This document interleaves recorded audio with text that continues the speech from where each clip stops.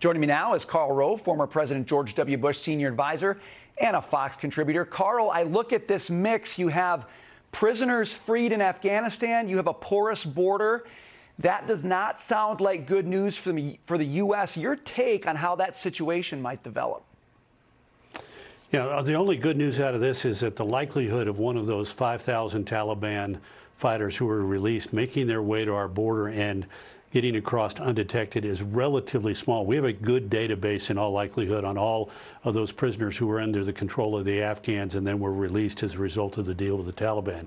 But we have to worry about that. We have to worry about people who want to do bad things to America and to our people, making their way across the border, which is why securing the border and being able to interdict these people and either immediately return them out of the country or hold them enough that we can identify who they are and keep a record of them is so vital. Karl, the words "in all likelihood" give me pause right there. We know just how troublesome the southern border has been. You know, you think about, there's a long distance between Afghanistan and the southern border, but isn't that exactly the place that you want to be if you mean to do harm to the U.S.? Isn't that the open door at this stage?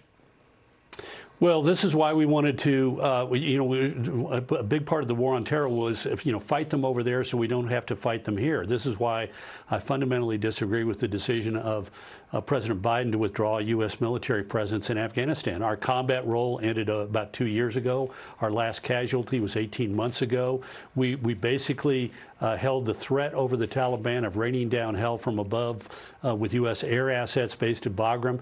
This talk about endless wars. We actually have not ended the Korean War. That's our longest endless war. But does anybody think that Korea and Asia would look better if America's troops were withdrawn from Korea, or that Europe would be better and Russia would not represent an even bigger threat if we removed our presence in NATO, whether it was this decade or 20 years after World War II? So, we are going to suffer a threat because having removed the Afghan government, the Taliban is going to reassert its control, and Afghanistan will be what it was 20 years ago, which is a safe haven for the enemies of the United States. So if you want to stop them from crossing our border, make certain that they don't have the ability to project power by denying them safe haven in places like Afghanistan. Yeah, we haven't just left, we've empowered our enemies in Afghanistan. That's the worst part of this. Karl, I want you to take a listen to the president today when asked about Americans left in Afghanistan after August 31st.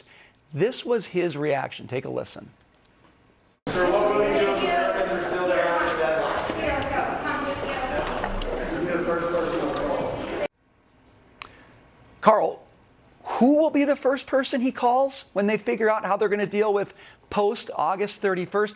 It seems like the president is completely out of touch with this situation and how much Americans care about it. Your thoughts on that? Yeah, a couple of things. First of all, tone deaf. That was an NBC reporter asking him a reasonable question to which he gave a flip response. And second of all, the White House cut the news feed. That wasn't on the available news feed. That was captured by the cameras of some of the news organizations in the room. So even the White House understood that he was getting into a dangerous place. Look, my column tomorrow in the Wall Street Journal is on what I see as serious defects that have become apparent inside the White House, inside the administration, and inside the way that they operate, which are, to me, jaw-dropping. There's been no consistent planning. There was no interagency process. This thing has not been treated with the seriousness that it's due. And the result is that America has made huge mistakes.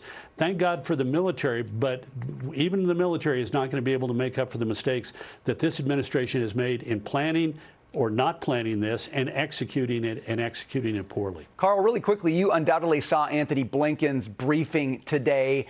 He was trying to talk about the post-August 31st environment. My perspective on that is that's a bigger question mark than ever. The planning didn't happen, it seems, and it's continuing to not happen right now. If you're stuck in country, do you have any confidence that you're getting out?